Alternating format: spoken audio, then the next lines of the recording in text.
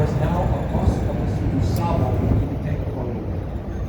The influence of the World's Fair lives on in the beauty of the Jewelers Building with cupola or dome and water tanks 45 degrees to the left. Inspired actually by a 15th century Italian monastery, the Chicosa de Padilla, but it was built here for the diamond trade. Movie fans look closely at those water tanks. If you remember Christian Bale in Batman Begins, the Cape Crusader, at the end of that movie, is sitting on that water tank surveying his domain. He served as the Gotham City, the filming location for The Dark Knight, for Batman Begins and The Dark Knight. The Dark Knight Rises is another very industrial city.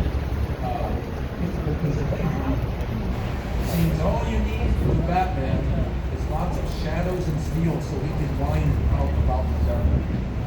Now coming up on our right, this black box is a style that I think most people are familiar with. This, my friends, was AMA Plaza, and it was modernism.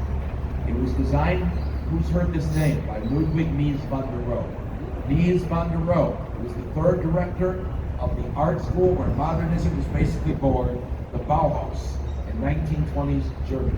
Now you must know the Bauhaus architects were utilitarian, they were pragmatic, they were functional. They were fond of saying things like, the brick is another teacher.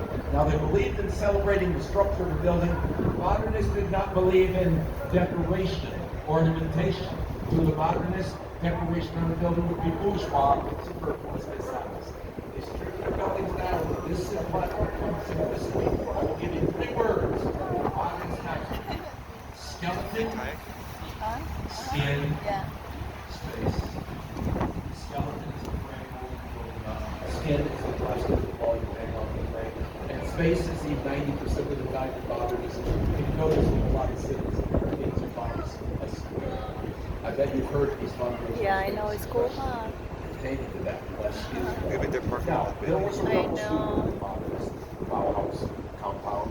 His name was Bertrand Goldberg. It's called the AMA Plaza. So Bertrand Goldberg is a modern building. Circle gets the square with the Marina City Towers, presidential towers, earning their nickname since the 1960s, the Corn Cob Towers. Now Bertrand Goldberg, a student who once at the Bauhaus, was here in Chicago, and he partnered with the Janitors Union.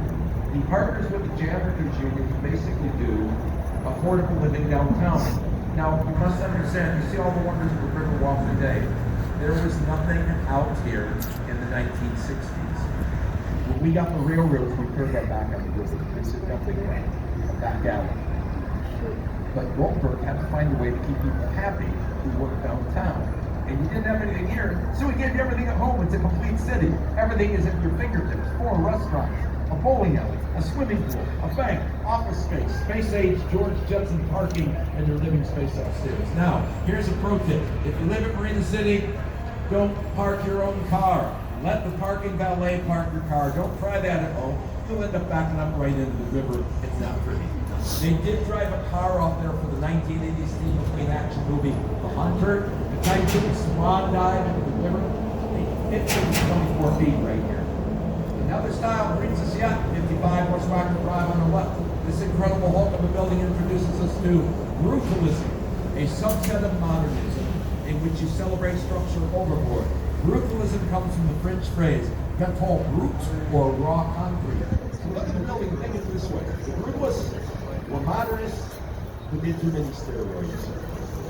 They celebrate structure. But why would you go so heavy?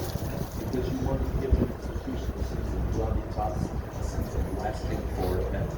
And I bet you've seen that style. University campuses, public institutions, all the favorite.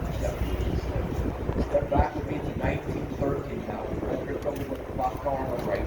It's the Reed Murdoch Center by George Neiman, an architect who, like the great Frank Lloyd Wright, who served that name, was Prairie School architects. Prairie School architects are both are flat, flat, flat, flat, flat, flat, flat, flat, flat. We do not have any mountains here. I will make my point. Flat Midwestern landscape. And like the prairies that go on forever, the buildings up the ride. Okay, my friends, I made quite a claim at the top of this tour that Chicago invented the skyscraper. I will back that up. After the Great Chicago Fire, the city said, that's it. You are not allowed to build with wood in downtown Chicago, leaving you with brick masonry. If you depend on the load-bearing exterior brick support wall, every time you add a new floor, your base wall less than 3/6 inches wider. You go very high, you've lost all your floor space to support. Enter the Civil War bridge builder William LeBaron Jimmy. Looks for something new.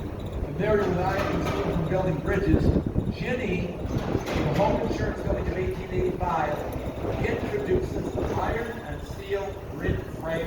In other words, a skeleton to support the weight of the building, like every modern skyscraper today.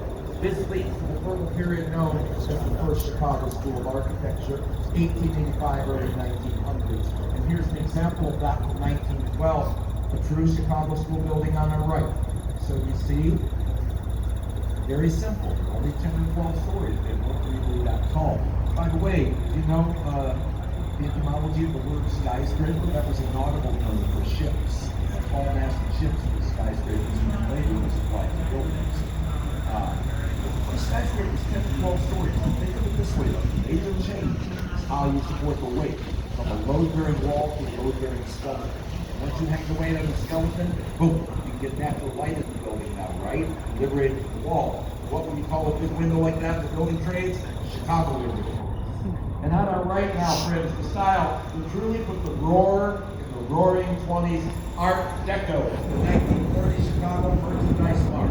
Now, when I say the word Art Deco, my friends,